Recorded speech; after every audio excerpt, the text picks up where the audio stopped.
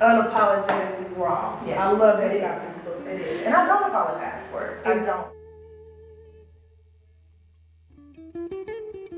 One day. What's up, everybody? It's your girl Tracey Mae with the Numbers Magazine, and I am here with the lovely Miss Alana Kelly Peoples. She's the author of the book Dying to Be Me When All Else Fails. Kelly, how you doing today? I'm blessed. Thank you. Thank you. So I thank you so much for joining us today. This book is definitely one for you, everybody to read. And I thank you for sharing your story with everyone, especially with me. When I read this book, there are so many areas in here that touched me personally. And yeah, you guys may not know this, I've known Kelly for close to 20 years, and there's things even in here that I didn't know about her. So things that I can relate to, on a first-hand basis. So tell me, what inspires you to finally sit down and say, I'm going to write this book? Well, for most of my life, I've jotted stuff down. I've always, wrote things that were on my mind from the age of 10. I've just been writing. Entered a couple of writing contests, won those in elementary school. Then, hair got into my system. So I decided I was going to start doing hair because that would bring immediate money. So I kind of ventured off into that. Been doing that for about 22 years. But then writing just always stayed in my crawl. Like, I was just always coming home, jotting down, writing poems, getting to a relationship, writing him a poem. I might not even present it to him, but just, just go home and have a feeling about him and just write the poem. So I've always wanted to write. Then, I just started having different perils going on in my life. Started writing about those. Then about maybe 2 to 3 years ago, things started kind of going south for me, emotionally, mentally. Became suicidal. So started writing about that, journaling that every day I would come home from work. So just decided, you know what, I can't be the only one going through this. There's got to be somebody else going through this. I'm putting out this persona that everything is fine, that I'm happy, but there's got to be somebody else going through this. So I said, all these thoughts I've been writing down, let me just go ahead and put them in book form. So that was how it came about. I just said, I'm just going to take everything that's going on in me and write it down. And so the title of the book, Dying to Be Me When All Else Fails, how did you come up with that title? A lot of people may think it means that, someone is dying to be me, that you're trying to emulate me. That's so far from what it means. And one of the chapters, it even talks about how I basically had to kill myself. I had to kill who I was, who I knew, to become somebody else. So it was basically, I was dying on the inside to become who I really am. So that's how I came up with the title, Dying to Be Me. So basically, I just died and just came back as Kelly, the real person, all the stuff that I was masking, covering up. I let it go, killed that person, and this is who you have now. And in the book, I read how you actually relocated to Florida at one point, and what you seemed to think was going to be just a big new start for you. Career-wise, it didn't turn out to be the way you thought it was going to be. And that kind of pushed me to like that was kind of like the icing on the cake and the nail in the coffin for the suicidal thoughts, because it was like I gave up my whole lifestyle here at home in Indiana. Sold a salon, was told by someone that owned a salon in Florida that she had worked for me, got down there and I didn't have anything. I lost a car, had someone paying my rent the whole time I was down there. I talk about that in the book. So it was like I just lost everything, basically. I sold everything before I left here. Just had to start from scratch when I got back. So it was moving to Florida. I always said when my kids got old enough, I was going to move to Florida. When my kids got old enough to fend for themselves. So my youngest son was 15. I figured I'll let him go live with his dad now. He can raise him to be a man. The rest of my kids were grown. So I was like, you know what? I'm moving to Florida. Kids didn't believe me, nobody believed me. So all my clients was like, yeah, I'm a hairstylist also. So my clients were like, yeah, you ain't going nowhere. But I had the pod place come drop a pod in my condo. I loaded my stuff up, called not the tow truck, but the shipping thing for my truck, had my truck shipped, packed my stuff and I left with a dream of, I'm going to make it big in Florida. Didn't work out that Didn't way. go that way. I was lied to before I left, and it didn't go that way. So I had to come back home and start from scratch. So do you think Florida is kind of where you reinvented yourself? Yes, and you I said, actually "I'm killed gonna-" myself in Florida. I killed myself in Florida. So you did Yes, that. killed myself in Florida. Okay. And in the beginning of the book, it startled me because you literally start off with saying, as I write this, I'm homeless Yes. and I'm sitting in my Yes. cousin's Yes. house. I had nothing when I You had came back. nothing. I had nothing. I had nowhere to live. I didn't have a job. All I brought back with me was clothes, shoes, and decorations that I had that I took with me down there. That's all I had when I came back. I had nothing. Nothing. At that moment, you said, I'm writing this book. I'm writing this book. This is I'm writing this it. book. I sat in my cousin's bed, gathered up all the information I had been collecting while I was, gone and writing thoughts and papers I had from years ago. Sat on the bed and just started writing. So every day I would come home from work, because I eventually, started doing hair again once I got back here. But every day when I came home from work, I would write something pertaining to this book.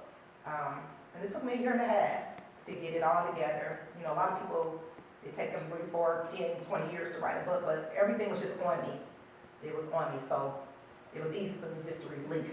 It was just so easy just to release everything, it flooded. Sometimes I would go back and have to change the chapters around and put something somewhere else, but everything was there. It was all in me. So I just had to put it on. And I love how you captured real time also in this book. Yes. Like as you wrote, if you were getting a text, you Yes. mentioned it in the book, or if something was happening, you mentioned that as well in the book. And you went through a lot. Yes. You've really gone through a lot. So you've endured so much, and yet you've been able to hold your head so high. And to me, this book, I say, this is unapologetically raw. Yes. I love that It about is. this book. It is, and I don't apologize for it. I It- don't. I've had some feedback about, do you have to be so honest about this situation or that situation? But yes, this is my story. This is how things affected me. This story isn't about anybody else. You may be in it, but it's not about you. This was about me. This is how your relationship with me affected me. So that's how I wrote it from my side of the story. So, I'm not apologetic to anybody about it. No one. And also in the book, you mentioned how you endured molestation. Yes. At any point in time, I know your abuser actually passed away. Yes. But prior to him passing, did you ever face him again? Were you ever able to tell him or say to him, what he did to you and how it affected you? No, I never had that conversation with him. Actually, I think I might have saw him maybe 2 or 3 more times after he was removed from our home, and that's even through my adulthood. Then when I found out about him passing, I went on ahead and went to the funeral because I had put that behind me. I don't know if I had dealt with it, but it was behind me. Have you forgiven him? I forgive him. That's why I went to the funeral.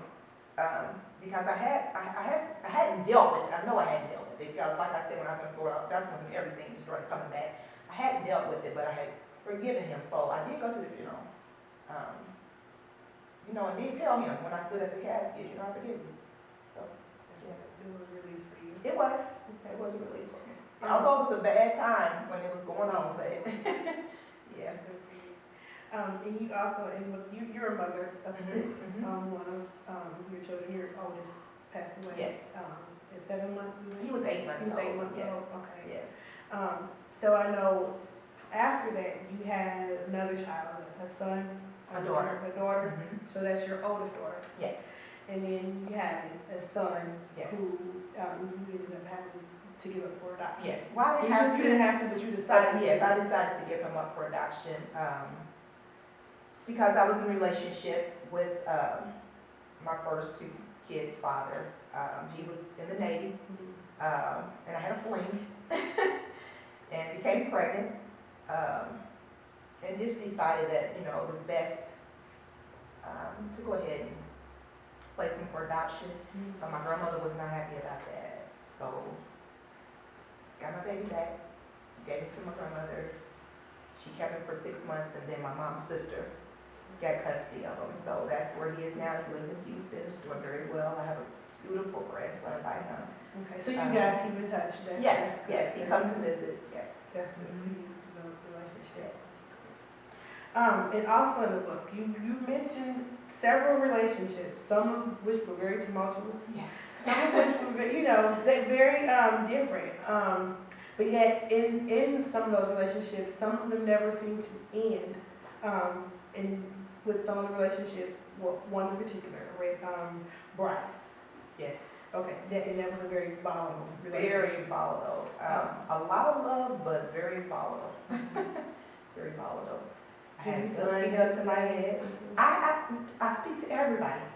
Yeah, I noticed that was a thing. You don't burn bridges. That is Yes, I don't good. burn bridges. Everybody that I've dated, kids' fathers, But of your relationship, extramarital affairs, was that the only one that ever got that violent or they got that violent, yes. Yes, they got that violent word. Yes, I had a gun held to my head, yes. And also in the book, you touched on relationships with both of your parents, and you also stated that they weren't married for very long, but yet you have a younger sister who was both your mother and father's Yes, child yes, as well. that's my only Full siblings. yes. Okay. And you seem to be very close to your father. Oh my God, yes. And you're actually Alonda, that comes I was from named after my dad. Yes, my dad's name was Alonzo. Yes. And your relationship with your mother, though you guys seem to mirror one another physically in your appearance, you said you're very much different in some instances. Well, I would say we're a lot alike in every aspect except with men. I'm spoiled. I'm so spoiled. And the book says that. I used to have the mentality, if you couldn't give me anything, if you couldn't do for me, I didn't want to be bothered. I like briefcase men. I'm not into criminals. So if you wasn't bringing anything to the table, and it kind of had to be a lot you was bringing to the table, I didn't want to deal with you. So, and that's shallow, and I've outgrown it. But that's how it was. That's how it was. And kind of, me and my sister, or my sister and I, we were kind of spoiled by my father. He wasn't the type where he gave us a lot of material things, but he was in our lives. I mean, I felt like if I couldn't get the love that I was getting from my dad, from you, or if you couldn't step up to the plate like my dad did, then I didn't want to be bothered with you. So, yeah, I went through a lot of relationships off of material things. Yeah. And expectations. Do you think, now that you wrote the book, do you think that there's anything you would have gone back and added to the book or taken out? Take out, no.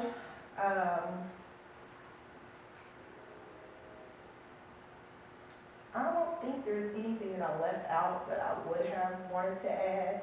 Someone asked me that, did I think that the book was complete? And a few people have asked me to write a sequel, like, what's happened since you've written the book and how people responded, the people that you have written about in the book. And that may be a few years down the line that I may do that, because I have a couple more in my head now that I want to write.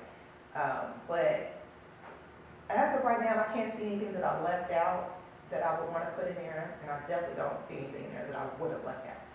Yeah, everything that I told needed to be told. For me. Okay. One more question about one of the men in the book, Liam.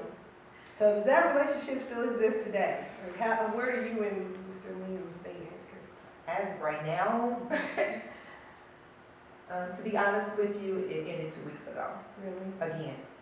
Yeah, again. And that's been going on and off for 4 years. So, yeah, It's a mess. It's a mess. It's a mess. But yeah, it's off. It's all. Okay. And there's a part of this book, and this is, when I read this book, this was the part that captured me, and I was like, this is so me right now in my life, so I'm just gonna read it to you. Okay. And it says, I love my happiness. Happiness knows my name. Sometimes it doesn't spell it correctly, but it knows me. We had some great times together. We've laughed, cried, and shared some intimate moments. We do have some memories. We got so close one time, Happiness introduced me to his friend Love. Love and I didn't get along too well at first, but after hanging out more often, we became closer than Happiness and me. Now, I just want Happiness back. I miss you, my friend. Love, Kelly. I love that because I felt like, when I read that, I was like, this is me. This is exactly what I'm going through right now in my life. So, like I said, this book, it definitely it's done a lot for me. I thank you for sharing your story because, like I said, there are things I didn't know about you, you know. And you opened up so much, like you're going to cry. And it is, you know, and it's hard to go through these things, and it's hard to be that honest about what you've gone through and to put that much raw emotion into something and say, this is what happened to me, and either you like it or you don't, but it is what it is. It is what it is, and here it is. So I thank you for sharing that with us, and we'll share it with the world. So I'm going to put you on the spot and ask you to autograph and sign my book for me. And if anyone would like to get a copy of your book, where could they find your book at? Where could they purchase It's it? available on Amazon.com under Dying to Be Me. It's also available at www.createspace.com. I'm sorry. /429-1624. Again, that's createspace.com/429-1624 and barnesandnoble.com, and it's all under Dying to Be Me. Do we have a title for your new book? Because I know it's another one coming. It's called Get Me Paid. Is my second book. Is it going to be autobiographical? No, Also, or is it going to be no. a fiction-based book? Yes, it's about a lawyer who is having an extramarital affair. Very wealthy, very big home, and he sneaks his mistress into the house 2 to 3 times a month to have sex with her. But the house is so big, his wife doesn't know this is going on. So, yeah, it's real spicy. Be on the lookout for that as well. It's real spicy. Thank you so much, Kelly, for coming by and sitting down and speaking with me and letting me interview you about the book. I really appreciate it. Thank you. I want to thank you, and I want to thank Numbers Magazine for having me. And, this is Tracey Mae, Numbers Magazine.